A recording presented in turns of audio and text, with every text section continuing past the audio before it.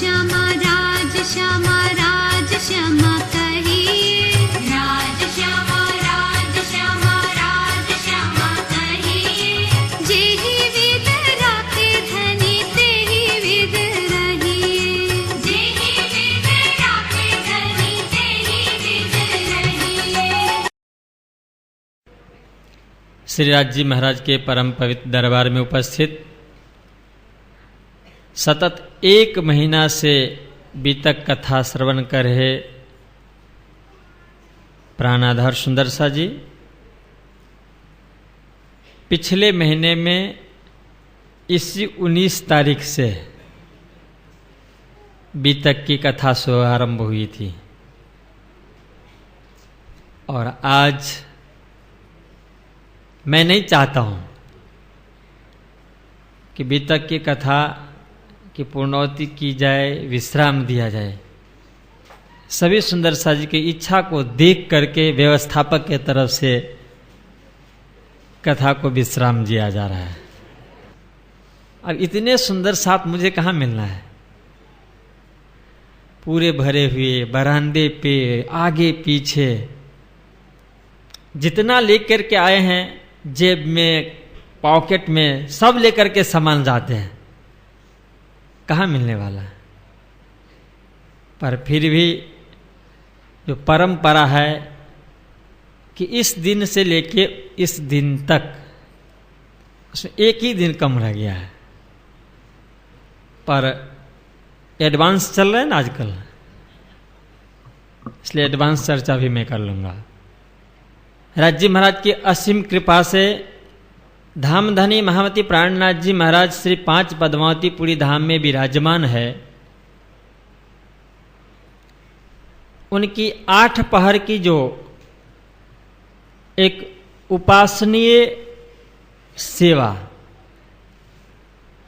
वह कल विश्राम हुई और इसके बाद लालदास जी महाराज कहते कि वहां जो 5000 से भी अब बहुत अधिक हो चुके हैं, उन सभी सुंदर साथ की सेवा की व्यवस्था कैसे कैसे हो, किस तरह से हो, उस संदर्भ में बात करना चाह रहे हैं, जिसको इन्होंने कहा हेडिंग में, शीर्षक में कि 36 कारखाने की सेवा। उन सभी सुंदर साजी की व्यवस्था के लिए महामती प्राणनाथ जी महाराज ने जैसे उदयपुर से वेशभूषा बदल लिए, अब इसके बाद में सब सुंदर साजी को अलग अलग सेवा भी बांट दी गई। उन सेवा में लालदास जी महाराज कहते हैं कि कुल मूल दीवानगिरी थी सेवा गरीब दास, कि जितने 36 भाग था, जैसे वाणी के लिए 14 टोलियां थी, इसी तरह से किसी सुंदर सा जी को ये सेवा दे दी गई है कि आपको जितने भी सुंदर साथ स्वरूप साहब लिखने वाले हैं, वाणी लिखने वाले, उन सभी के लिए आपको इंक तैयार करना है और उनके अलग अलग ग्रुप है कि इतने सुंदर साजी मिलकर के इंक बनाएंगे और उनमें से किसी एक को हेड बना दिया कि ये आपकी जिम्मेदारी, इतने सुंदर साथ आपके अंडर में है, इनसे काम करनी है। सभी सुंदर साजी वहां पे अलग अलग बसे हुए हैं। उन सभी सुंदर साजी को भोजन के लिए भी चाहिए, कहीं कमाते नहीं कि चलो अपने पास में पैसा आया उस पैसे से मार्केट से कुछ ले आएंगे, ऐसा तो कुछ है नहीं, कोई खेती भी नहीं है। और जो भी सेवाएं वहां हो रही है वो महाराजा छत्रसाल जी के द्वारा, जो हमारा आप कहते हैं ना कि रोटी कपड़ा और मकान, मकान की सेवा उनकी, रोटी भी उन्हीं से मिलती और कपड़े भी, और जो भी आवश्यकताएं हैं सभी आवश्यकताएं उन्हीं के द्वारा पूरी होती। ऐसे वहां पे 36 भाग है सेवाओं की और उसमें 36 लोग प्रमुख हैं और उनके अंदर में भी बहुत से सुंदर साजी सेवा करने वाले। पर जो 36 के जो प्रमुख 36 जो प्रमुख है उनके भी एक प्रमुख है जिनका नाम कहा गया गरीबदास। नाम गरीबदास, पर वो पैसे वाले हैं। खुद गरीब नहीं है, गरीबों की दास, गरीब को सेवा करने वाले थे। जब वो रामनगर में आए, अवस्था भी अधिक हो गई थी, तो जिनको सब 36 प्रकार के कारखाने हैं, उनमें कितने सुंदर साथ काम करने, सेवा करने वाले हैं, उनके 36 प्रमुख हुए, उनका भी एक प्रमुख बना दिया गरीबदास जी को। और अब जो भी कुछ करना है, चाहे बायजू राजा महारानी के लिए, श्री जी महाराज के लिए, सुंदर साथ के लिए, खाने पीने, कपड़े लत्ते, सारे के सारे जिम्मेदारी इनके माथे पे आ गई। अब गरीबदास जी महाराज रामनगर में ही श्री जी महाराज के चरणों में प्रार्थना की कि मेरी अवस्था अधिक हो चुकी है, इतनी बड़ी जिम्मेदारी सेवा मुझसे नहीं हो पाएगी, हे धामधनी यह सेवा किसी और को आप दे दें। रामनगर से श्री जी ने देखा कि अवस्था अधिक हो गई है, इतने बड़ी जिम्मेदारी संभालना इस अवस्था में मुश्किल है, तो उन सभी सेवाओं को जिम्मेदारी सौंप दी गई स्वामी श्री लालदास जी महाराज को। अब स्वामी श्री लालदास जी महाराज, उनके पास एक काम तो है नहीं, और भी बहुत सारे काम। जब रामनगर से गड्ढे में आए तो महावती प्राणनाथ जी ने लालदास से कहा कि लाल, एक बार फिर प्रयत्न करो और इसके औरंगजेब बादशाह को समाचार भिजवाओ। जब भिजवाने की बात हुई, देवकरण मिल गए थे, समाचार मिला कि भाई आपकी बात छत्रसाल के दरबार में हो रही, इसलिए अब वहां जाने का कोई जरूरत नहीं है। तो जिस समय में इनको भेजने की बात हुई थी और फिर नहीं गए, उस समय में लालदास जी महाराज के पास में जो ये सेवा थी वो दे दिया था वृंदावन दास जी को। और आपको पता है कि जो वृंदावन दास जी वो कहाँ के हैं, कौन है? धनेश्वर देवी चंद जी महाराज के जो पहले गुरु जी थे, जिनका नाम था हरिदास जी, उनके सुपुत्र का नाम है वृंदावन। श्री जी महाराज ने ये सारी जिम्मेदारी वृंदावन को सौंप दी कि भाई ये जिम्मेदारी आपको संभालनी है, आप संभालिए। पर जब फिर आपने औरंगजेब बादशाह के पास में जाने का कैंसल हो गया, नहीं गए, तो महावती प्राणनाथ जी ने लालदास जी महाराज को भेज दिए छत्रसाल के पास मऊ में। उत्तम दास जी और लालदास जी दोनों गए, भागवत के द्वारा छत्रसाल जी महाराज को समझाया गया, बातें हुई, और उस समय फिर लालदास जी उत्तम दास जी के साथ में देवकरण जी को भेज दिए कि जाओ आप धामधनी के बुला के ले आओ। जब आप बुलाने के लिए आए हैं यहां, तो फिर से ये सेवा लालदास जी महाराज को सौंप दी गई कि भाई वृंदावन से चल नहीं सकता है, इसलिए कहा कि आए पहुंचे परना में लाल चले ना, तब छोड़ी वृंदावन ने सौंपी लाल को सब। वृंदावन जी ने भी प्रार्थना किया कि लालदास जी महाराज ये सेवा मुझसे संभव नहीं है। कितनी बड़ी सेवा, 5000 सुंदर साथ, उनकी सारी व्यवस्थाएं को देख रेख करना। जो 36 प्रमुख हुए उनके भी प्रमुख आप लालदास जी महाराज। वृंदावन जी ने कहा कि ये मुझसे संभव नहीं है, इसलिए ये सेवा आप करो। और फिर ये सेवा लालदास जी महाराज की जिम्मेदारी में आ गई, सौंपी लाल को सब। उस समय ये दे दी गई। और इसके बाद लालदास जी कहते कि दे पठाई कुंजिए को, लाल को हुआ हुकुम, यह आई आज्ञा से सेवा करो अब तुम। श्री जी महाराज कहते हैं लालदास जी के ये मैंने, ये धामधनी का हुक्म है और वहां से ये आज्ञा आई है, इसलिए ये सेवा आपको करनी है। मूल 36 कारखाने का सब दिया हाथ लाल के, जिनको जो कछु चाहिए सो सबों पहुंचावे। एक मूल श्री बाई जी के सब पहुंचावे साध, बस्तर जो पहनन के तुम्हें क्या चाहिए है आज। दोनों स्वरूप और साथ के सब बस्तर भूखन, पहुंचावे स्नेह सो नित नए रंग नूतन। अब यहाँ पे पद्मावतीपुरी धाम में जब वहाँ चल करके आए, यहाँ पहुँच गए, वृंदावन ने इनको सेवा सौंप दी, तो सारी सेवाएं इनके हाथ में आ गई, सबके प्रमुख। जिसमें श्री जी महाराज के लिए, श्री बैजूराज महारानी के लिए और भी किसी सुंदर साजी को कपड़े चाहिए, तो सबके मुख्य होते हुए भी, प्रमुख होते हुए भी जो कपड़े लेन देन की बात थी वो आप स्वयं लालदास जी महाराज किया करते थे। बहुत बार होता है ना कि प्रधानमंत्री बहुत से खाता अपने पास में रख लेता है, बाकी बांट करके वे चलो ये मैं ही हैंडलिंग करता हूं। तो अन्य जितने भी 36 प्रकार के सेवाएं हैं वह सुंदर साजी को सौंप दी गई है। उनको जो भी कुछ व्यवस्था की जरूरत पड़ती है उनमें जो प्रमुख है उनसे संपर्क करते हैं और उनके प्रमुख लालदास जी महाराज से संपर्क करते हैं। पर कपड़े लेन देन की जो बात है, लालदास जी ने कहा कि ये श्री जी बैजूराज और सुंदर साथ वह कारखाने की सेवा मैंने खुद अपने हाथ में ले ली है और स्वामी श्री लालदास जी महाराज उस सेवा को करते हैं।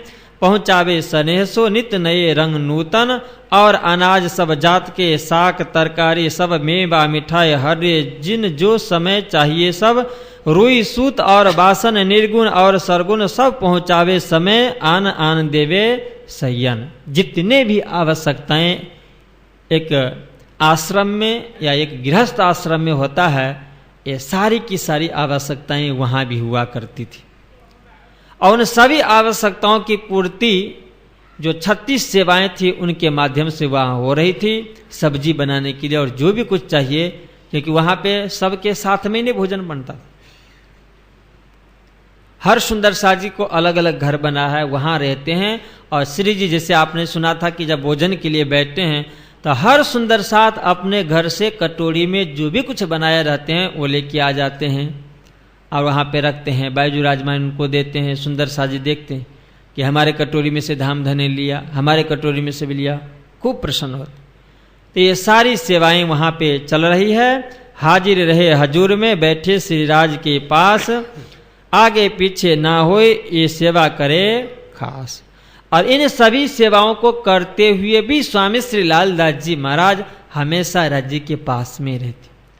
जब कुछ समय में चाहिए, जैसे आपने सुना था छठे पहर की सेवा जब शुरू हो रही थी और जो प्रतिदिन आप चौपाई दोहराते हैं कि श्री महामती कहे साथ जी अब भया चर्चा के बखत, अब तुम सुनियो चित दे लाल आए आगे बैठे इन तकत बैठे।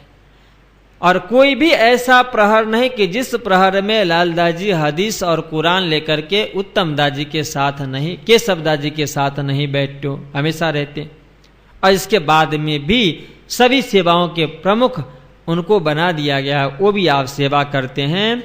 और इसके बाद कहते हैं कि आगे पीछे न हो भी ये सेवा करे खास, घनश्याम लेखा लिखे धर्मदास खजाने और मानिक रहते हैं। कल्याण भी आवत भिखारी दास भी रहे, खजाना मकरंद रखे, इन पीछे गीगे को दई सेवा करे सबकी ये सारे सुंदर साथ को अलग अलग सेवा थी। जिसमें भिखारी दास किनके साथ आए थे श्री जी के पास में? भिखारी दास जी शेख बदल के साथ की शेख बदल के साथ, शेख खिदर के साथ, और यहीं पे रह गए थे। शेख खिदर भी गए। ऐसे भिखारी दास जी को भी आपने खजाना की सेवा दी थी और इसके बाद गीगे को ये सेवा दी गई और गीगे के बाद में फिर कहते हैं कि मकरंद को ये सेवा दी गई और इसके बाद फिर खेमकरण इस काम में आ गए, इस सेवा में। इस तरह से 36 कारखाने की सेवा। पहले नारायण देवे कपड़ा रहे साथ में हुकुम, देवे सब सनेहसो फिर करी हेमकरण। श्री महामती कहे मोमिनो ये साथी सेवा के, कहो केता आजू बहत हैं जिन प्यारे चरण धनी के। धाम धनी के चरण जिनको अधिक से अधिक प्रिय लगता है, ऐसे सुंदर साजी ने सेवा में अपने हाथ बटाए हैं और खूब प्रेम से सुंदर साजी की सेवा वहां हुआ करती है। अब इसके बाद जो 8 प्रहर की सेवा थी, उन सेवाओं को जो वर्णन की गई वह ठंडी के सीजन। और आज भी हम पद्मावतीपुरी धाम में जाते हैं तो जैसी कड़ाके की ठंडी पड़ती है वैसे ही कड़ाके की वहां पे धूप, तापमान, बहुत गर्मी। ऐसे गर्मी के समय में धाम धनी की सेवा वहां सुंदर साजी कैसे किया करते हैं, वह यहाँ पे वर्णन है, और हम भी वैसे यहाँ किया करें तो आनंद आएगा। लालदास जी कहते गर्मी के दिनों में सब सेवा खुशबोई, अत्तर खरीदे सब जात के, आवे तुंग भरे गुलाब के सोई। पूरी सेवा की बात कि वहां बंगला है, और आज जिस बंगले को हम दर्शन कर रहे हैं ना, इस तरह के बंगला नहीं था। बनावट वही है, गुम्मट का भी बंगला का भी, पर उस समय में घास का। अभी जो बंगला जी के ऊपर में जो छत है ना, क्या चीज का है पता आप लोगों को? तांबा के है, और वहां पे कंडीशन है कि इस तांबे के छत को वही बदल सकता है कि इससे ऊंचे धातु का कोई छत लगाए। कितनी बड़ी ऊंची सेवा। अब ये लच्छीदास जी महाराज रहते,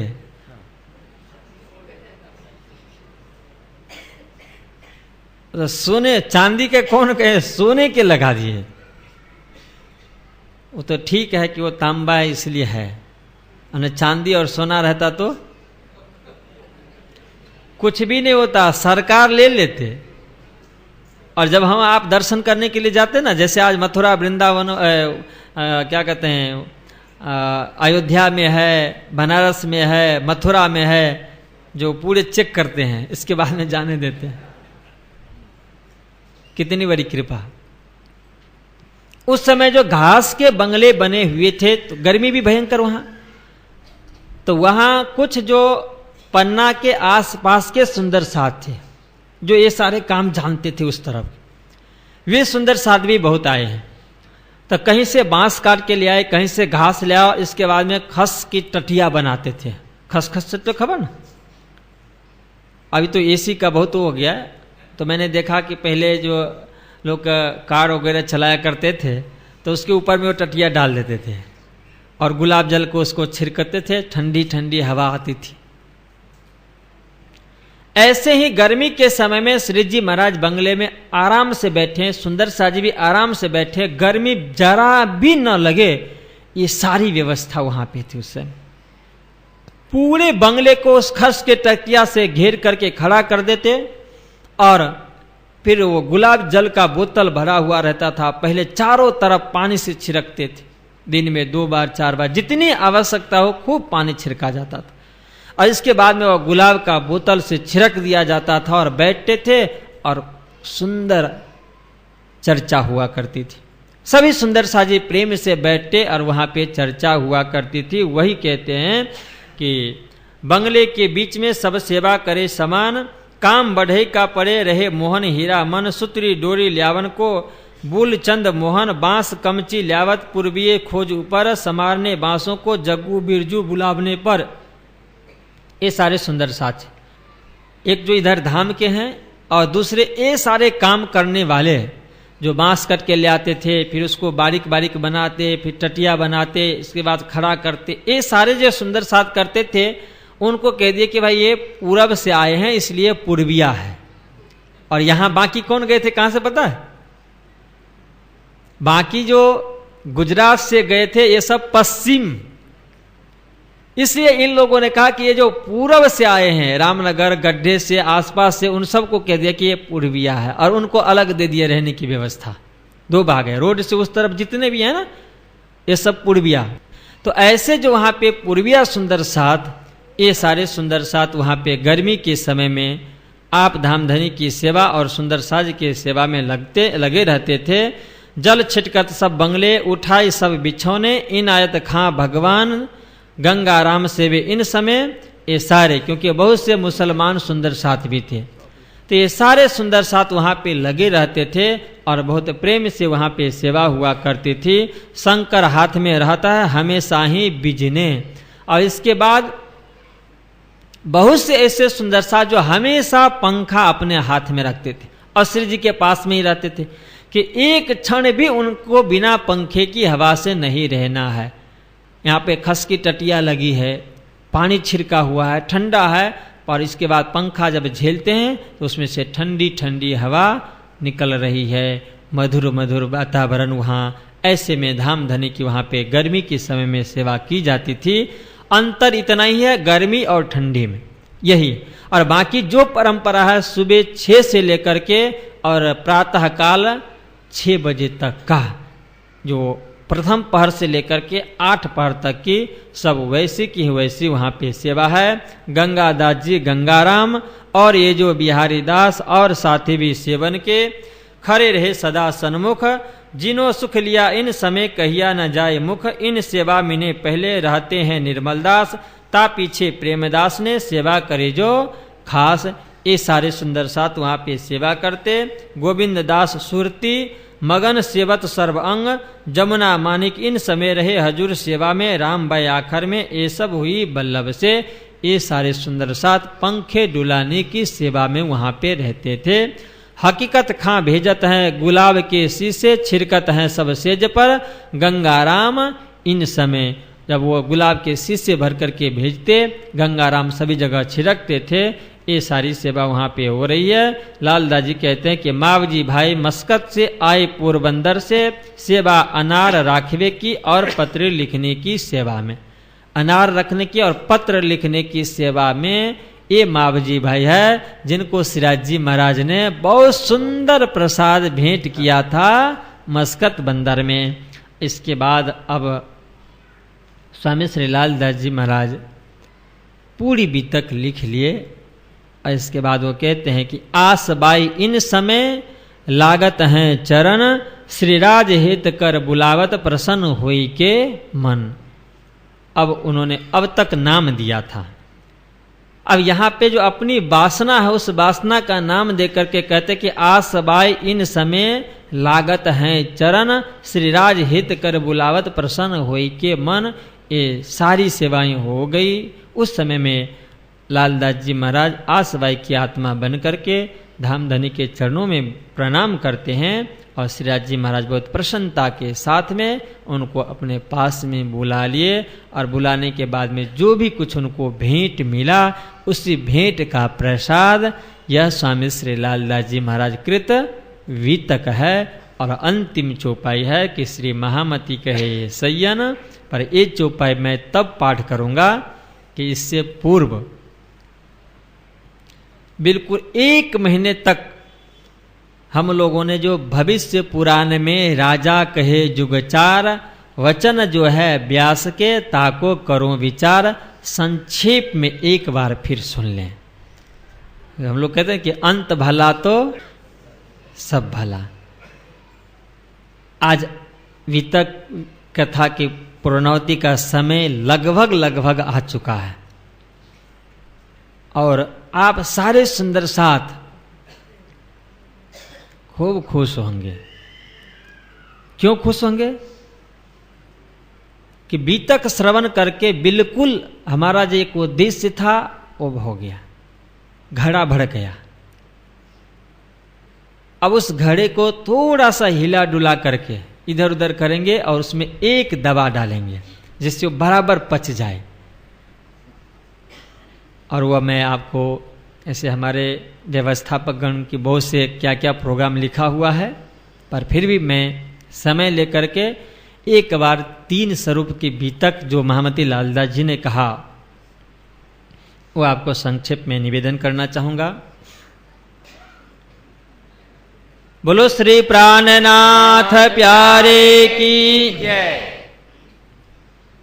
पर आज आपसे एक बार निवेदन कर लूं कि जब भी जयकारा लगाओ ना तो बिल्कुल दिल खोल करके जयकारा लगाइएगा।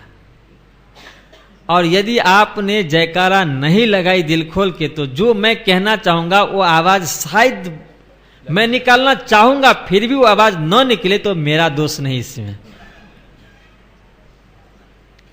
महामती लालदास जी महाराज के लिए श्री जी ने कहा कि जब उन्होंने धामधनी के चरणों में प्रणाम किए तो चौपाई है कि श्रीराज हेत कर बुलावत प्रसन्न होई के मन, बहुत खुश दिल से लालदास जी महाराज को अपने पास में बुला लिया।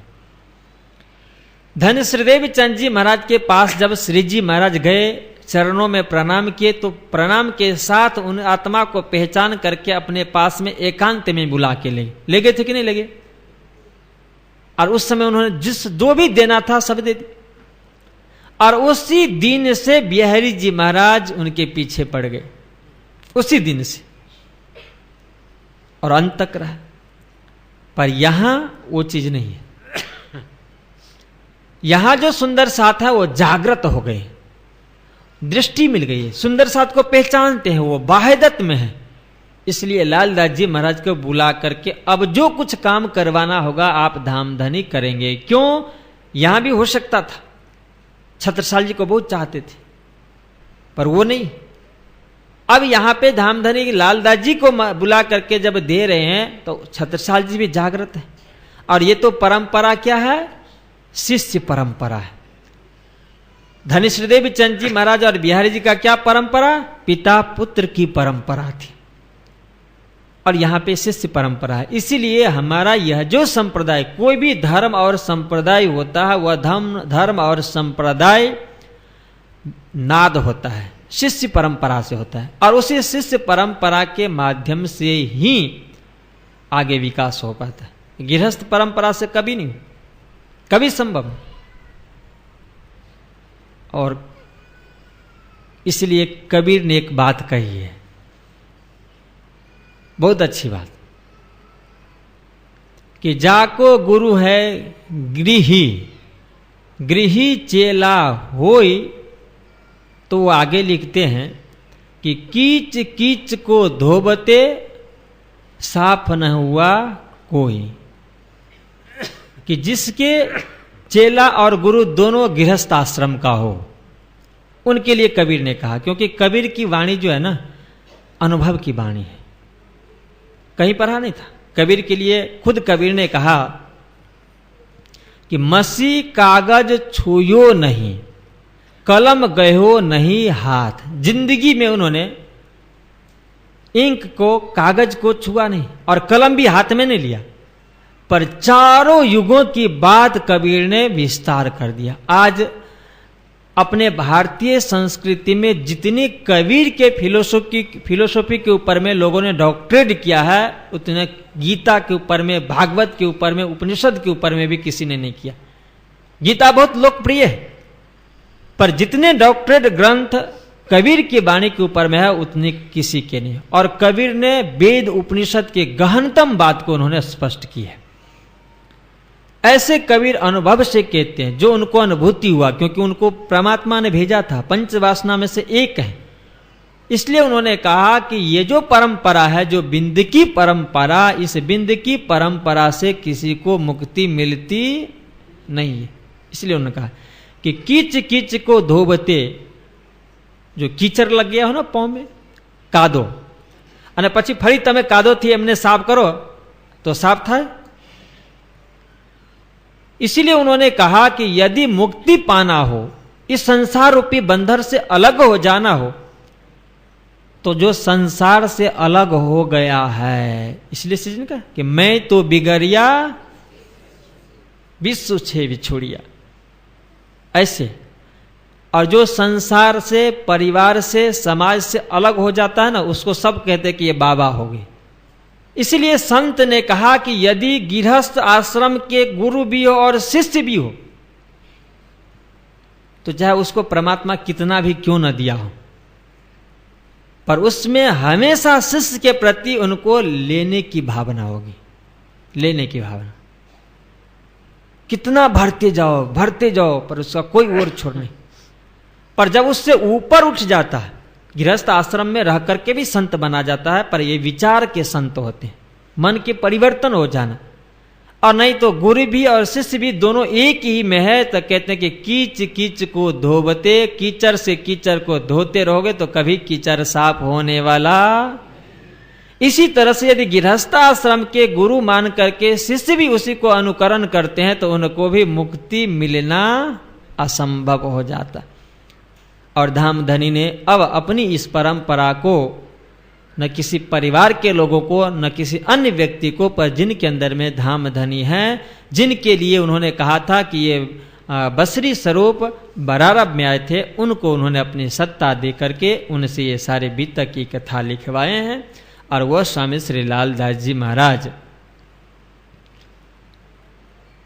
जब बीतक लिखने के लिए बैठे तो उन्होंने कहा कि मुझे सिर्फ 3 स्वरूप की बीतक लिखनी है, और इस 3 स्वरूप की बीतक के अंदर में ही हमारी जितने भी बातें हैं परम धाम से लेकर के पुनः परम धाम तक की सारी बातें आ जाएगी, जिसमें से 3 है जो मैंने आपसे पहले भी निवेदन किया था।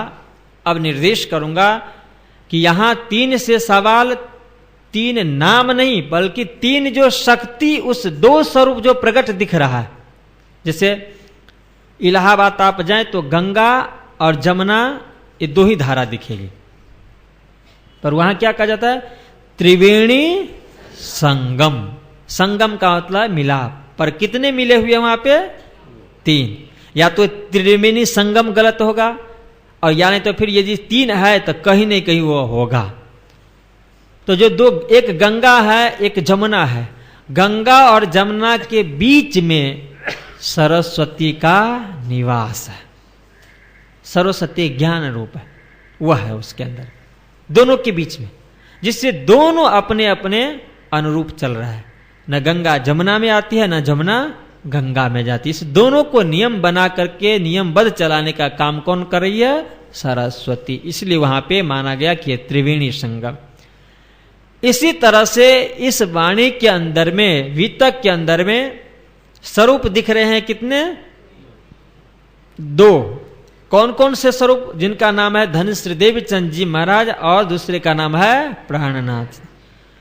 जैसे ब्रज में कृष्ण एक है, कृष्ण का स्वरूप एक है, पर उसके अंदर में शक्ति के भेद से लीला कितनी है?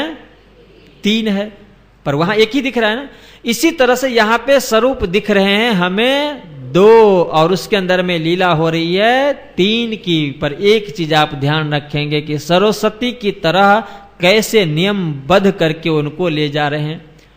जो पहले हैं धनेश्वर देवी चंद जी महाराज के अंदर में ही लीला करने वाले, उनको कहा गया कि ये हादी है, और इसके बाद में अंत में जो है उनको कहा गया ये इमाम है। और इस दोनों के बीच में एक शक्ति है जिसका नाम है मेहदी। अरे वाह, क्या कहना, आज तो खुशी की कोई पारावार नहीं। महाराज कहे उससे पहले, क्या बात है, ये मेहदी।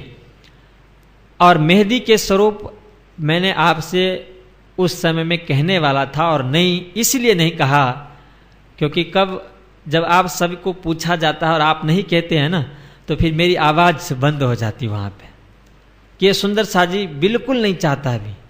मैंने कहा कि चलो अपने पास में रहने दो। मेहदी का 2 कलर होता है, और एक चौपाई जो आती है कि मोहम्मद ईसा मिले मोहम्मद मिले तब अहमद हुआ श्याम, अहमद मिले मेहदी मिले, ये 3 मिला हुआ इमाम। सिर्फ 3 ही है, एक ईसा है, दूसरा मोहम्मद है और तीसरा मेहदी है, और तीनों के सम्मिश्रण का नाम ही है इमाम। उनकी भी लीला है, पर इमाम की लीला हुई है महामती प्राणनाथ जी के अंदर में होकर के। हादी की लीला हुई है धनेश्वर देवी चंद जी महाराज के अंदर में होकर। इसलिए लाल लज ने कहा कि इस स्वरूप के लिए कि ये हादी मेहदी इमाम, हादी भी है, मेहदी भी है, इमाम भी। जैसे कृष्ण के लिए कहा कि इसके अंदर में वैकुंठ की शक्ति भी है, गोलोक की शक्ति भी है, और अक्षरातीत परम धाम की भी शक्ति है। बोलो श्री कृष्ण कन्हैया। तो ये जो मेहदी है, अब हादी का स्वरूप आप जान गए। धनेश्वर देवी चंद जी महाराज जो श्यामा जी के अवतार है, जिनके द्वारा तारतम आया। इमाम का स्वरूप भी जानते हैं कि वही श्यामा जी महारानी ने दूसरा तन जब हक्की दर्जा में आकर के दूसरा तन धारण किया महामती प्राणनाथ जी के अंदर में होकर के, जिनके माध्यम से तारतम आया है, जो रस पिलाने का काम कर रहे हैं, वो इमाम हो गए। पर इस दोनों के बीच में है एक मेहदी, और वह मेहदी क्या है कि हम कहते हैं कि मेहदी में 2 कलर होता है, एक ऊपर से देखने में हरा और भीतर से लाल। यहां पे अवतार जो है वो बुद्ध अवतार है, और उस बुद्ध को भीतर में बैठा हुआ लाल स्वरूप, ये कौन बैठे हैं? अक्षरातीत का तारतम ज्ञान। ये 2 हुआ। पर जब ये अक्षरातीत के तारतम ज्ञान लेकर अक्षर की बुद्धि प्रकट हुई है, उनको कह दिया गया कि ये मेहदी है, इस स्वरूप को कह दिया मेहदी। और इस मेहदी ने किया क्या, तो जिसके साथ में तारतम है अक्षर की बुद्धि, यह जो मेहदी का स्वरूप, यह धनिश्रीदेव चंद जी महाराज जो हादी स्वरूप है उनको भी साथ में रखे तारतम, और अक्षरातीत धामधनी के अवतार होकर के जो महामती प्राणनाथ जी है उनके पास में जो तारतम का तारतम है उनका भी, तो दोनों सुर फूका ना। मेहदी ने क्या किया, पीठ कुबड़ी करके मेहदी ने सुर फूका, एक सुर फूका हादी का मतलब तारतम के द्वारा वर्णन किया, दूसरा सुर फूका इमाम के लिए जो तारतम के माध्यम से वाणी में हक आजात की लीला को वर्णन किया। इसलिए मेहदी ने एक सुर और दूसरा पुर दोनों सुर फूक करके इसके बाद में ब्रह्म सृष्टि को, ईश्वरी सृष्टि को और दुनिया के समस्त जीवों को उन्होंने उद्धार किया। इस मेहदी का काम ही है सूर फूकना, जो 2 बार फूके, एक हादी का सूर और दूसरे इमाम जो रस पिलाएंगे वो जो तारतम के माध्यम से वह भी सूर फूका, इसलिए ये स्वरूप है मेहदी। अब यहां पे धनिश्रीदेव चंद जी महाराज का प्रकटन, महामती प्राणनाथ जी महाराज का भी प्रकटन लिखा है, पर यहाँ पे बीतक जो प्रकटन में है धनिश्रीदेव चंद जी महाराज के और प्राणनाथ जी के, उसकी बीतक से सवाल नहीं है, बल्कि उनके अंदर में जो शक्ति काम कर रही है वह बीतक है। पर जिसके आधार बनाए हैं ऐसे धनिश्रीदेव चंद जी महाराज के जो बचपन की लीला है, कैसे प्रकट हुए, कौन उनके माता पिता थे, वह भी लिखी गई है। और महामती प्राणनाथ जी के भी माता पिता का नाम, उनके जन्म समय की लीला लिखी गई है, वह भी है, बल्कि हकीकत लीला है उनके द्वारा जो कार्य हुआ। धनिश्रीदेव चंद जी ने जो 40 वर्ष तक मेहनत की, परिश्रम की, उससे तारतम मिला, फिर उन्होंने 313 सुंदर साजी को संदेश दिया यह। और महामती प्राणनाथ जी महाराज जो जगह जगह पे जाकर के तारतम वाणी को अवतरण करके जगाए, वह लीला है। इसलिए बीच तक के अंदर में ये 3 स्वरूप है। हादी धनिश्रीदेव चंद जी महाराज के अंदर में होकर के काम किए, और मेहदी जो महामती प्राणनाथ जी महाराज के अंदर में ही है, सरस्वती की तरह गुप्त धारा, वो शुरू किए काम अपना।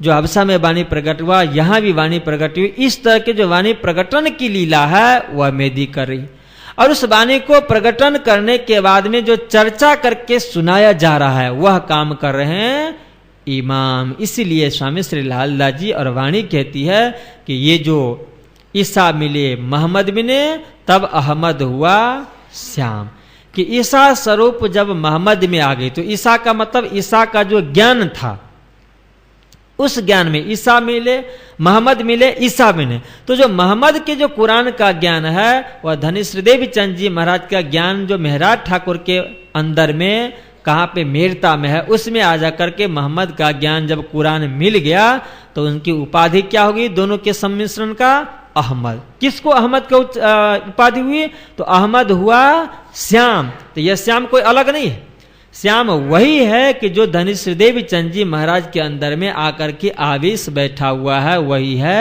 श्याम। इसलिए कहा गया कि रास खेल के आए बरारव श्याम। वह क्या है, तो उस अक्षरातीत पूर्ण ब्रह्म परमात्मा का आवेश स्वरूप ही श्याम है। जो आवेश स्वरूप ब्रज में है, आवेश स्वरूप रास में है, आवेश स्वरूप मोहम्मद में है, आवेश स्वरूप धनिदेवी चंद जी में है, और आवेश स्वरूप प्राणनाथ में है। क्योंकि यहाँ पे जो कहा ना कि अहमद हुआ श्याम, तो ईसा का ज्ञान और मोहम्मद का ज्ञान जो दोनों मिल गया, तो ईसा के समय में भी आवेश है और मोहम्मद के समय में भी आवेश है। लालदास जी ने कहा कि हुकुम जोश बसरी मीने, कि बसरी स्वरूप के अंदर में जो शक्ति है, 2 हुकुम भी है, जोश भी है। तो जो जोश है वह श्याम बसरी में भी है, और 5 शक्ति जब धनिश्रीदेव चंद जी महाराज के अंदर में आई उसमें भी एक आवेश है, इसलिए वह आवेश भी क्या है, श्याम है। इसलिए आपने लिखा कि जब मोहम्मद मिले ईसा मिले तब अहमद हुआ श्याम, कि जब मोहम्मद में भी और देवी चंद जी में भी जो श्याम है, जब इन दोनों का ज्ञान एक हुआ तो वह जो श्याम स्वरूप उनकी डिग्री उपाधि क्या हो गई, अहमद। तब अहमद हुआ श्याम। और इसके बाद कहते कि अहमद मिले मेहदी मिले। अब मेहदी है अक्षर ब्रह्म की बुद्धि, जिनको तारतम मिला। तो जब उस अक्षर ब्रह्म के बुद्धि के अंदर में कुरान भी आ गए, और तारतम तो है ही, जब ये कुरान भी आकर के मिल गए और इसके बाद इन्होंने जब सूर फूका अहमद मिले, मेहदी मिले। और जब वो अहमद जो सम्मिश्रण का स्वरूप था, किसका सम्मिश्रण? हादी का, जो धनेश्वर देवी चंद जी महाराज के अंदर में जो तारतम है उनका, और कुरान लेकर के जो आए हैं उनका, जब दोनों का सम्मिश्रण रूप बन करके अहमद आए जिसमें दो दिख रहा है, वह जब मेहदी में आकर के मिल गए तो अब लालदास जी ने कहा कि ये 3 मिल हुए इमाम, एक ईसा मिल गए, एक मोहम्मद मिल गए और एक मेहदी मिल गए, और तीनों के सम्मिश्रण का स्वरूप ही है इमाम। ऐसे ये 3 स्वरूप है, हादी, मेहदी और इमाम। हादी की लीला इस बीतक के अंदर में धनेश्वर देवी चंद जी महाराज के द्वारा हुआ, जो विक्रम संवत 1638 जब उनका प्रकटन हुआ, उस समय से लेकर के और 1722 तक उनकी लीला मानी गई है। और उस बीच बीच में मेहदी की भी लीला है जो वर्णन करते हैं, पर मेहदी की प्रगट लीला उस समय से है कि जिस समय में महामती प्राणनाथ जी महाराज के द्वारा हवसा में वाणी प्रकट हुई, और इसके बाद में फिर आगे जब जैसे चलते गए तो वहां से उनकी लीला मानी जाती है। वह मेहदी की लीला शुरू हो गई प्राणनाथ जी के अंदर से, और वह गुप्त लीला है। और जब वाणी प्रकट हो रही है, परिक्रमा सागर श्रृंगार अवतरण हुआ, और उसमें से रस बना करके जो आप धाम धनी पिला रहे हैं, तो यह क्या हो गई? इमाम की। अब समय आपको हो गई कि कहां से कहां तक, जैसे कृष्ण के लिए है, तो भाई कृष्ण के तो हम ये मान लेते हैं कि ब्रज में कृष्ण की लीला है, रास में कृष्ण की लीला है, और इसके बाद में प्रतिबिंब का ब्रह्मांड जब बना तो इसके अंदर में कंस को मारने वाले वो गोलोकी कृष्ण है, और द्वारका में जाकर के लीला करने वाले कौन हो गए?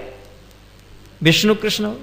पर जिस समय में अक्षरातीत श्री कृष्ण की लीला ब्रज में हो रही है, उस समय में तीनों कृष्ण की लीला है।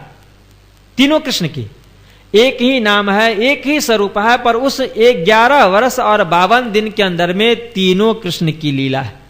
जितने भी राक्षस हुए ना, उन राक्षसों को संहार किया गया, तो उन राक्षसों को संहार करने वाले कौन है? अक्षरातीत परमात्मा श्री कृष्ण। वो तो सिर्फ प्रेम की सिवाय कुछ भी नहीं है, क्योंकि उनको परम धाम में क्या काम है? तो जिनको परम धाम में प्रेम देना, इश्क देना काम होगा, वो संसार में आकर के, ब्रजरास में आकर के क्या करेंगे? विष पिलाएंगे क्या? क्या करेंगे? किसी को मारेंगे क्या? वो प्रेम ही प्रेम देंगे। इसलिए अक्षरातीत परमात्मा श्री कृष्ण जिस समय में 11 वर्ष 52 दिन में उनकी लीला हो रही है, उस समय में भी उन्होंने क्या किया? तो अपनी हर लीला के माध्यम से, हर चरित्र के माध्यम से सभी गोपियों को क्या किया? उन्होंने प्रेम ही प्रेम दिया। प्रेम की सिवाय कुछ भी नहीं। पर जो राक्षसों का संहार करना था, वह संहार कर रहे थे गोलोकी श्री कृष्ण। और पुतना मासी को उद्धार किया किसने? तो वैकुंठाधिपति भगवान श्रीहरि विष्णु, उनको उद्धार किया। एक स्वरूप है, और उस एक स्वरूप के अंदर में जो 3 शक्ति है, तो वहां पे तीनों शक्ति का कार्य चलता है। इसी तरह से यहाँ पे धनेश्वर देवी चंद जी महाराज के अंदर में होके जो लीला हुई है, वह सिर्फ हादी की ही लीला हुई। और महामती प्राणनाथ जी महाराज के अंदर में जब शक्ति आई, तो ये दोनों काम करें। मेहदी के द्वारा वाणी अवतरण, और उसमें वाणी जो अवतरण हुआ उसको रस बना के पिलाने का काम कौन कर रहे हैं? वह कर रहे हैं इमाम। इसलिए हादी, मेहदी और इमाम, इन्हीं तीनों की इसमें बीतक लिखी गई है। हादी स्वरूप को मेहराज ठाकुर के अंदर में हो करके भी उनकी लीला है 22 तक 1700। इसके बाद आप वहां से चले हैं तो मेहदी और इमाम बन करके आपने महामती प्राणनाथ जी महाराज गादी पे विराजमान हुए सूरत में, जिसके संदर्भ में आपने सुना था कि वहां पे गादी पे विराजमान हुए, और कितने हजार आत्मा को उन्होंने स्वीकार किया था? ब्याहे 12,000 को और 1024। और हमारे सुंदर साथ जी कहते हैं कि एक चौपाई आपने काहे छोड़ दिया? वह है 3 फेरा दुल्हे पीछे फिरी, और 4थे फेरे में आग लगी। जब यहां पे ये बात हुई कि मैं जो आई ब्याहन दुल्हे को, दुल्हा आया मुझ कारण, ये बात है। और इसके बाद में वो कहते हैं कि पाट बैठे दुल्हा दिलन, ये भी हो गया। 3 फेरे दुल्हा पीछे फिरी, 4थे फेरे में आग लगी। ये मुख्य बात है। इसी तरह से महामती प्राणनाथ जी ने उन सभी आत्माओं के लिए कहा कि मैंने सभी जो 12,000 ब्रह्मप्रियाएं, 24,000 कुमारकाएं, इन सभी आत्माओं को हम स्वीकार करते हैं, इनके हम प्राणनाथ, और इनके अनुरूप चलने वाले जितने भी जीव सृष्टि है उन सभी जीव सृष्टि के आत्मा को भी मैं स्वीकार करता हूं, उनके लिए भी मैं प्राणनाथ हूं। ये जाहिर वातुनि में है कि परम धाम से जब सुरताओं का अवतरण हुआ तो इस जगत ब्रजमंडल के अंदर में सबसे पहले राज्य महाराज की शक्ति अवतरित हुई। आप जन्माष्टमी जब मनाएंगे तो अष्टमी श्रावण की अष्टमी, कृष्ण पक्ष, अंधारा पक्ष, रात्रि के 12 बजे के बाद, मतलब 12:30 बजे के आसपास में अक्षरातीत की शक्ति उस कंस के झील में अवतरित हो गई। 2 भुजा वाला स्वरूप, 4 भुजा वाला तो पहले आगे 12 बजे, और 12 बजे के बाद में जब चतुर्भुज स्वरूप और वसुदेव देव की इन दोनों के संवाद हो जाने के बाद जब वो चतुर्भुज अंतर्हित हो गए, जो वाणी कहती है प्रकट वाणी, कि वैकुंठ को चले गए, इसके बाद वहां पे पीछे 2 भुजा के जो स्वरूप प्रकट हुए वो अक्षरातीत का आवेश और अक्षर की सुरता है। मूल सूरत अक्षर की जी है वो प्रकट हुए 12:30 बजे के आसपास। और ये जब प्रकट होकर के रात्रि में गए गोकुल में, और प्रातः काल नवमी के दिन पता चला कि नंद घेर आनंद हुआ, जय कन्हैया लाल की, वहां पे नवमी के दिन पता चला। और उस रात्रि के लिए उपजत ही मन आशा घरी, हम कब मिलसी अपने धन, क्योंकि तुरंत की तुरंत आई ना ब्रह्मप्रिया परम धाम से ब्रजमंडल में।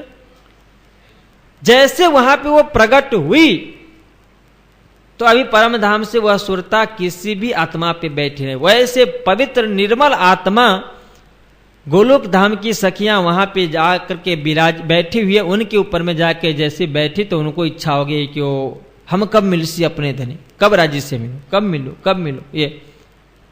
और पता चला कि नंद घर आनंद हुआ है, वहां सब जाते हैं, आनंद ही आनंद, इसलिए वहां भी पहले गए। दूसरे फेरे हुए जब ब्रह्मांड को प्रलय करके योगमया ब्रह्मांड बनाया गया, और उसमें सबसे पहले कौन पहुंच गई वहां पे? श्यामा जी महारानी। कौन पहुंचे योगमया के ब्रह्मांड में सबसे पहले? श्री राज जी महाराज। अरे राधिका 12,000 गोपी तो ब्रज में ही है। उस योगमया ब्रह्मांड में श्री कृष्ण पहुंच गए, योगमया के श्रृंगार से सुशोभित होकर के योगमया को भेज दिए कि भाई राधा के साथ साथ में उन गोपियों को बुला करके ले आओ। योगमया चली, कृष्ण से सहन नहीं हुआ और तुरंत अपने कमर से बंसी खींच ली और बस धुन छेड़ दिया, और गोपियां वहां से दौड़ पाई। इसलिए इस दूसरे फेरे में भी कौन आए पहले? राजी महाराज आए। और जब तीसरा फेरा बरारब का है, पर उस तीसरे फेरे बरारब में लीला नहीं हुई, इसलिए उस जगह का कोई महत्व नहीं, उस स्वरूप का कोई महत्व नहीं, उस ग्रंथ का कोई भी महत्व नहीं। सिर्फ वहां पे राजी को जो इस ब्रह्मांड के अंदर में चौथे 5वें दिन में जो लीला करनी थी, उन लीलाओं की साक्षी के लिए आसबाई को भेज दिए कि जाओ तुम मुस्तफा वेग के ऊपर में बैठ जाना, इसके बाद तुमको मेराज होगा, मेराज में ये सब आयतें मिलेगी, भेज दिए थे। वो आए और उनके अंदर में 12,000 ब्रह्मप्रियाओं की शक्ति बैठी हुई है हुक्म के अंदर में, और हुक्म जोश लेकर के आए बसरी स्वरूप, पर प्रकट नहीं हुई सुरताएं, लीला नहीं उनके द्वारा। इसलिए वाणी कहती है कि वहां पे जो 30,000 जो गुप्त रख दिया गया था उसको प्रकट इसीलिए ये नहीं किया गया था कि लेने वाले ग्राहक कोई नहीं थे, ब्रह्म सृष्टि नहीं थी, इसलिए तीसरे फेरे में नहीं आएगा, बिल्कुल नहीं। अब यहां पे जब धनेश्वर देवचंद जी महाराज का अवतरण हुआ तो आपने 2-3 दिन पहले सुना होगा कि उस श्यामा जी महारानी जो सुंदरबाई के आत्मा के ऊपर में होंगे, उनके अंदर में श्रीराज जी ने रूह फूक दिया आवेश का, जोश का, और वह आए। इसलिए कहा अपने वाणी भी कि सखी तमे लई चालो आवेश मो मुकु एकला, उसको अकेले नहीं छोड़ना है। अश्वराज जी महाराज अपना आवेश दे करके उनको भेज दिए इस तीसरे ब्रह्मांड जिसमें चौथे दिन की लीला वह धनिष्ठ देवचंद जी महाराज के अंदर में होकर के हुई। वहां भी राज्य का आना पहले बार हुआ। बोलो श्री प्राणनाथ। ये तीसरे हो गए। अब यहां ब्रज में, रास में और नौतनपुरी के अंदर में जो आना हुआ, हालांकि वो श्यामा जी के अवतार हैं, पर राजी महाराज वहां पे आशिक बन के आए, पहले आए। इसके बाद में ब्रह्मप्रियाओं की शक्ति अवतरण वहां से शुरू हुई वो। और जब मंगलपुरी में आप आए तो ये है ब्रह्म सृष्टि सुंदर साथी, पर जब इनको सील मुहर लगा करके सब कुछ दे दिया कि मोहे अपनो सब दिए, ये सारा कुछ जब बख्शिश कर दिया तो चौथे फेरे आगल भई। क्योंकि इस ब्रह्मांड के अंदर में श्यामा जी ही है, पर श्यामा जी को एक बार आगे बना करके यहाँ पे सिर्फ राज्य आए हैं, राज्य ने सब कुछ किया, पर श्यामा जी को ही इंद्रावती के अंदर में बैठा करके इनको सब कुछ सौंप दिया, इनको मर्द बना दिया कि आप धाम धनी हो, आप प्राणनाथ हो, ये बना दिया। इसलिए उन्होंने कहा कि चौथे फेरे आगल भई। वह जो श्यामा जी महारानी वह राज्य का सब कुछ लेकर के और यहां से वो आगे बन गए। अब उन्होंने अपने आप कह दिया कि मैं महामती हूं, मैं प्राणनाथ हूं, इसलिए 3 फेरे दुल्हा पीछे फिरी और चौथे फेरे आगे, चौथे फेरे में आगे हो गए। और यहां से दिन शुरू हो गया है 5वां, और 5वें दिन में महामंगलपुरी धाम की स्थापना। अब इसके बाद यहां से चलते हैं 6वें दिन मोमिनों की जागनी का, जागृत हो जाएंगे। अब यहां से प्रचार करके जो रस पिलाने का काम कर रहे हैं वह काम कर रहे हैं इमाम स्वरूप, वो है तीसरा। तो आपने बीतक दरमियान इन्हीं तीनों स्वरूपों की बीतक सुन रखी है। धनेश्वर देवी चंद जी महाराज के अंदर में होकर के हादी की, और महावती प्राणनाथ जी महाराज के अंदर में होकर के मेहदी और इमाम की लीला। यही तीनों स्वरूपों की लीला इसके अंदर में है। और जब आप साक्षात पद्मावतीपुरी धाम में आए हैं, 6वें दिन में वहां पे गुम्मट बंगला की स्थापना और वहां पे 8 पहर की सेवा जो वहां पे चली, उसी 8 पहर की सेवा को यहाँ पे वर्णन किया गया था। और उस 8 पहर की सेवा कोई साधारण सेवा नहीं। और इस सेवा में कथा जो चर्चा हम लोग सुनते हैं बहुत ही दिव्य है, रस मिलता है। महावती प्राणनाथ जी महाराज की जितने भी चरित्र हुए यहाँ तीनों स्वरूप में, इन तीनों स्वरूपों को लीला को सुनने से दूसरा हमें कुछ भी नहीं करना पड़ता। यदि हम राजी को नाम नहीं लेते हैं, निज नाम का पाठ नहीं करते हैं, मेहर सागर का पाठ नहीं करते हैं, पर इतने तन्मयता के साथ में आप इस लीला को सुने तो परम धाम का दरवाजा अपने आप खुल करके राज्य महाराज वहां से भेजेंगे सुखपाल को, तख्तरवा को कि जाओ सुंदर साथ को लेके आओ। ये श्रवण भक्ति में बहुत आनंद है। वह इसलिए कि इस श्रवण भक्ति के अंदर में श्रोता और वक्ता दोनों का मन बिल्कुल केंद्रित रहता है। माला लेकर के बैठे, मेहर सागर लेकर के बैठे तो कहेंगे समझ में नहीं आया, मूल मिलावा को पाठ करेंगे समझ में नहीं आया। यदि समझ में भी आता है तो फिर मन भटकता है चारों तरफ, क्योंकि उसका जो विधिवत ज्ञान अपने पास में हो, मस्तिष्क के अंदर में हो, जैसे हमने पाठ किया तो वो सारी चीज दिख जाए, जो कौल फैला हाल की बात है वो मुश्किल होगा। पर इस श्रवण में है एक बार के कम से कम 2 घंटे तक हम बैठ के सुनते हैं तो आधे घंटे तक तो हमारा मन मस्तिष्क बिल्कुल स्थिर रहता ही रहता है। और वह जो मन स्थिर होकर के हम उस परवरदिगार परमात्मा की लीला, उनका स्वरूप, उनका नाम, शोभा श्रृंगार सुनते हैं तो वह हमारी एक महत्वपूर्ण भक्ति होती है, सर्वश्रेष्ठ भक्ति। और उसमें से पुण्य मिलता है, धर्म मिलता है, और उससे हम जो चाहे सांसारिक इच्छाएं भी पूरी हो सकती है, परम धाम की भी इच्छाएं पूरी होती है। वही सेवा 8 पहर में उस धाम धनी की फरमाई गई है। और 8 पहर की सेवा करने के बाद जो 36 कारखाने थे, जिस 36 कारखाने में जितने भी सुंदर साथ थे, सुंदर साथ की ही सेवा के लिए थे। और इसलिए क्योंकि जब इस जगत में धनेश्वर देवचंद जी महाराज आए, महामती प्राणनाथ जी आए, तो धनेश्वरी देवी चंद जी महाराज और प्राणनाथ जी महाराज सेवा करवाने के लिए नहीं है, सेवा करने के लिए है। इसलिए आपने यहां पे देखा, अभी जब यहां अष्टपहर की सेवा शुरू हुई और उसमें आपने सुना कि जब महामती प्राणनाथ हकी दर्जा में है, धामधनी के रूप में है, और पलंग पे जो गए तो जाने के बाद सभी सुंदर सा जी को उन्होंने क्या कहा था? प्रणाम कहा था। जब 12 मोमिन को पत्र लिखते हैं उस समय भी क्या कहते हैं? मेरा प्रणाम अवधारियो स्वीकार करो। इस जगत के अंदर में वह अक्षरातीत धामधनी आकर के धनेश्वरी देवी चंद जी महाराज आकर को सुंदर साथ की उन्होंने सेवा की। सुंदर साथ बहुत महत्वपूर्ण है। श्री जी ने वाणी में कहा कि इनको तो पता नहीं, पर मैं तो ये जानता हूं कि ये हमारे सुंदर साथ जी है, धाम के हैं। यदि मुझे पता है तो मैं इनको पहचान करके ऐसा सेवा क्यों नहीं करूं। इसीलिए धनेश्वरी देवी चंद जी महाराज के समय में जो एक नया कोई सुंदर साथ आते थे तो खुश हो जाते थे, ले आने वाले के ऊपर। महामती प्राणनाथ जी महाराज इसलिए उन्होंने कहा कि अब दुख न देवो फूल पाखड़ी अने शीतल नैने चो। जो फूल का पंखड़ी होता है, कमल का फूल हो या गुलाब का, ऐसे थोड़ा टच करें ना, कुमला जाता है, ये दाग लग जाता है, इतना वो कोमल होता है। ऐसे ही श्री जी ने कहा सुंदर साथ के लिए कि हे सुंदर साथ जी, अब तो फूल को छूने से कुमला जाए या दाग लग जाए, उसमें ये महसूस होता है कि इनको थोड़ा सा कुछ स्पर्श का दुख हुआ होगा। इतना भी दुख हम सुंदर साथ को नहीं देना चाहते हैं। और ऐसे सुंदर साथ जो है वहां पे जिन्होंने पहचाना, वो सुंदर साथ की सेवा में खड़ा है।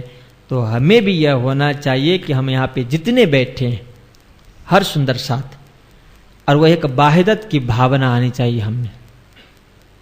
धीरे धीरे यहां जब तक वाहिदत नहीं होगा तो वहां उठना मुश्किल है। भले हम एक बार कहते कि हम तो सब प्रणामी है, निज नाम मिल गया, तारतम को जाप करते हैं, ये होता है वो होता है, अब तो मुझे क्या करना है, ऐसा नहीं हो।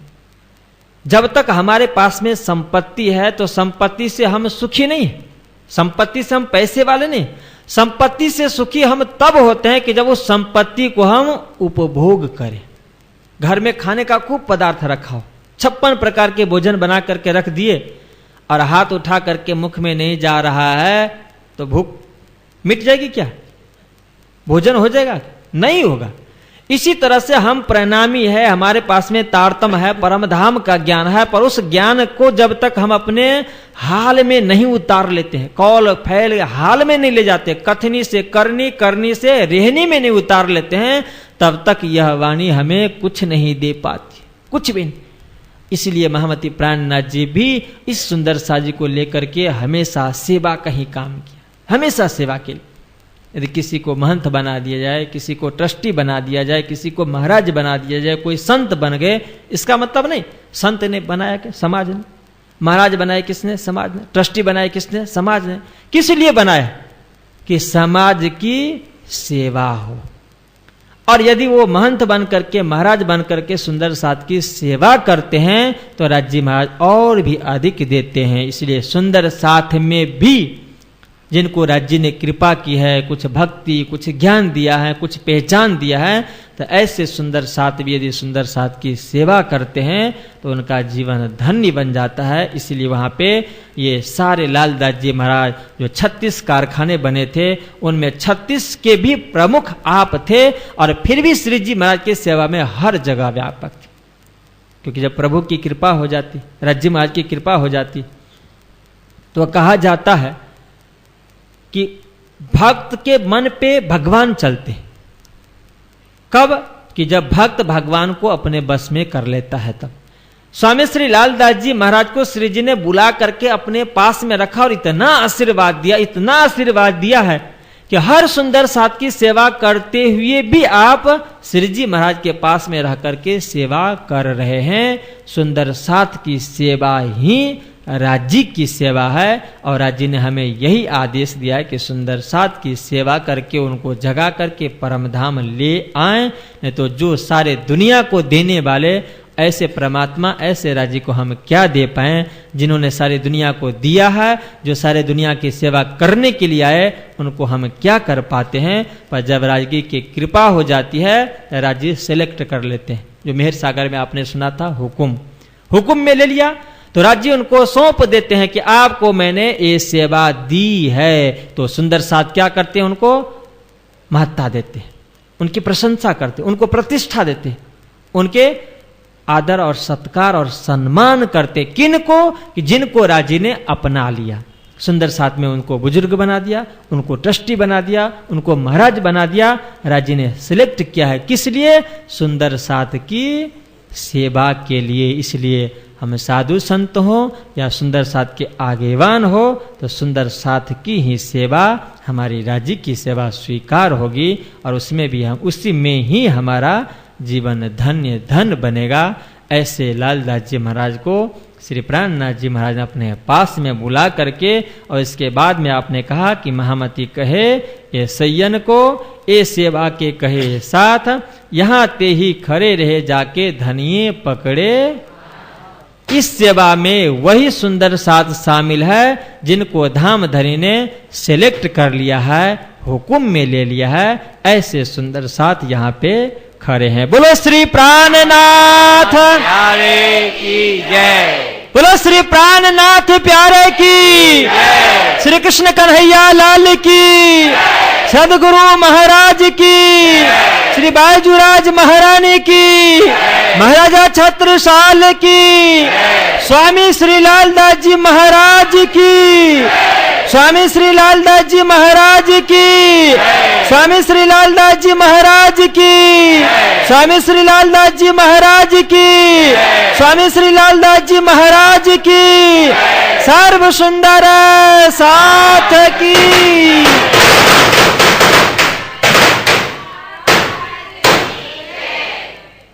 जाके धनिये पकड़े हाथ, जाके धनिये पकड़े हाथ, श्री महमत कहे सैयन को, श्री महमती कहे सैयन को, ए सेवा के कहे साथ, ए सेवा के कहे साथ, यहाँ ते ही खड़े रहे, यहाँ ते ही खड़े रहे, जाके धनिये पकड़े हाथ, जाके धनिये पकड़े हाथ, जाके धनिये पकड़े हाथ, जाके